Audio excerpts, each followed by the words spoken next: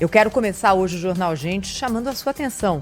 Você que está conosco aqui, acompanhando o noticiário, é uma bomba relógio que nós, como país, armamos para nós mesmos. Isso se chama Lei do Marco Temporal. A história é a seguinte: a Constituição, lá de 1988, mudou as regras para a demarcação de terras indígenas. E a discussão que acontece desde lá até agora é a seguinte: qual é a data que vale para dizer que determinada terra, determinado pedaço do nosso país deve ou não ser ocupado e mantido e ter ali o domínio de populações indígenas? Quando? Porque, escuta, é claro, em algum momento da história remota do Brasil, os indígenas estavam aqui antes da chegada dos portugueses. A gente não precisa ficar dando aula de história aqui. A questão é a seguinte: qual vai ser essa data? É por isso que se chama marco temporal. A discussão que acontece agora no Supremo Tribunal Federal, com base numa ação específica de um caso de Santa Catarina, mas que deve ter repercussão geral, a decisão do Supremo pode valer para o país inteiro, é a seguinte: o marco temporal vale a partir da Constituição de 88, 5 de outubro de 88, ou seja, terras que eram ocupadas por populações indígenas até essa data continuam sendo de posse e propriedade dos indígenas. Terras que já não eram ocupadas por indígenas, segue a vida com a ocupação que existe hoje no país, com grandes conglomerados urbanos, com a ocupação do território brasileiro pela produção agrícola. É disso que a gente está falando.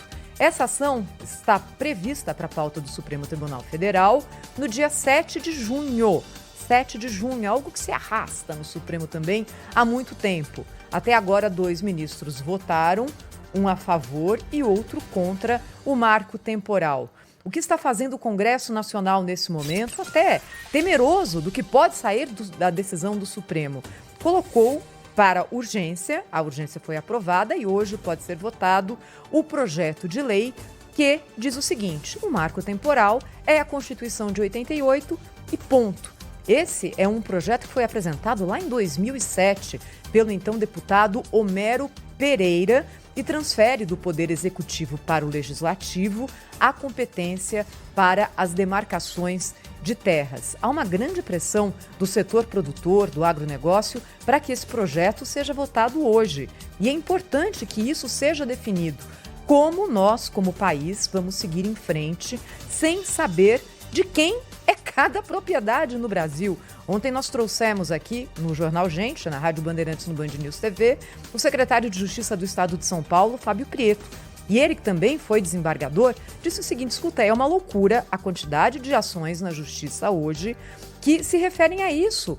Pessoas pedindo posse de terra, dizendo que em 1600, 1700 havia uma ocupação indígena em determinado local. Como é que a gente vai fazer isso? Nós vamos ouvir agora o relator desse projeto de lei, o deputado Arthur Maia, dizendo que é importante a aprovação dessa proposta para garantir segurança jurídica e paz no campo.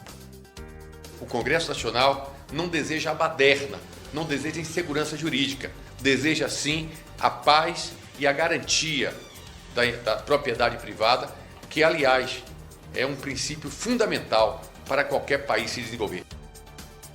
E o presidente da Frente Parlamentar da Agricultura, Pedro Lupion, defende que é o Congresso Nacional e não o Supremo Tribunal Federal quem tem que legislar, é claro, sobre esse assunto. Vamos ouvir. É uma necessidade de legislar da Câmara dos Deputados. Essa omissão da Câmara nesse sentido suscitou diversas dúvidas e principalmente questionamentos à própria segurança jurídica dos nossos produtores no país.